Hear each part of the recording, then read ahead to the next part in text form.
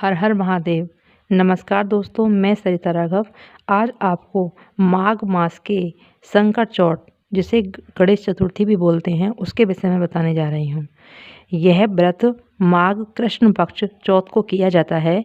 इसी दिन विद्या बुद्धि वारिधि गणेश और तथा चंद्रमा की पूजा करनी चाहिए। दिन भर व्रत रहने के बाद सायंकाल चंद्र दर्शन होने पर दूध का अर्घ देकर चंद्रमा की विधिवत पूजा की जाती है। गौरी गणेश की स्थापना पर उनका पूजन तथा वर्ष भर उन्हें घर में रखा जाता है। नैवेद्य सामग्री तिल, ईख, गंजी, भांटा, अमरूद, गुड़ तथा घी से चंद्रमा गणेश का भोग लगाया जाता है। यह नैवेद्य रात्रि भर डलिया इत्यादि से ढककर यथावत रख दिया जाता है, जिसे पहार कहते हैं। पुत्रवती माताएं पुत्र तथा पति के सुख समृद्धि के लिए यह व्रत करती हैं। सबसे बड़ी विशेषता यह है कि उस ढके हुए पहाड़ को पुत्र ही खोलता है तथा भाई बंधुओं में बांटा जाता है, जिससे प्रेम भावना स्थायी होती है।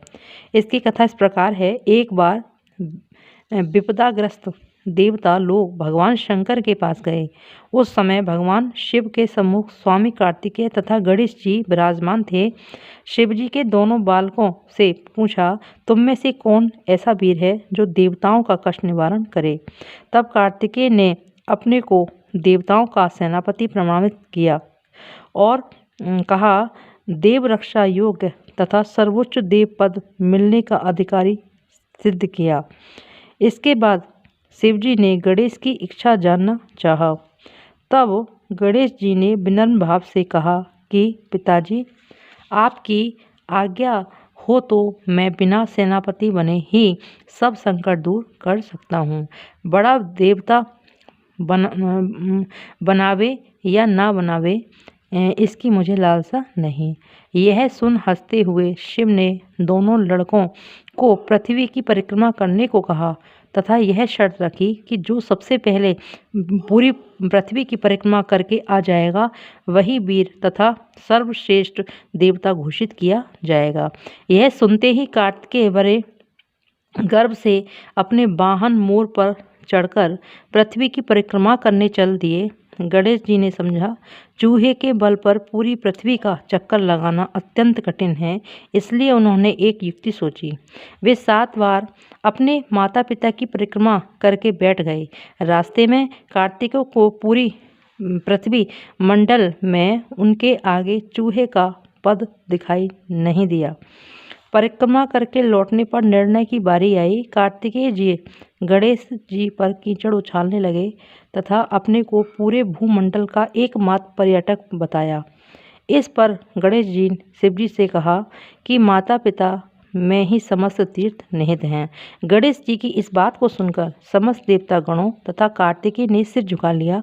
तब शंकर जी ने उन्मुख कंठ से गणेश की प्रशंसा की तथा आशीर्वाद दिया कि त्रिलोक में सर्वप्रथम तुम्हारी पूजा होगी। तब गणेश जी ने पिता की आज्ञानुसार जाकर देवताओं का संकट दूर किया। यह शुभ समाचार जानकर भगवान शंकर ने यह बताया कि चौथ के दिन चंद्रमा तुम्हारे मस्तक का सेहरा ताज बनकर पूरे विश्व की शीतलता प्रदान करेगा। जो स्त्री पुरुष इस तिथि पर तुम्हारा पूजन तथा चंद्र अर्घ दान देगा, उसका त्रिविध ताप दैहिक दैविक भौतिक दूर होगा और ऐश्वर्य पुत्र सौभाग्य को प्राप्त करेगा। यह सुनकर देवगण हर्षातिरेक में प्रणाम कर अंतर्ध्यान हो गए। गणेश प्रार्थना।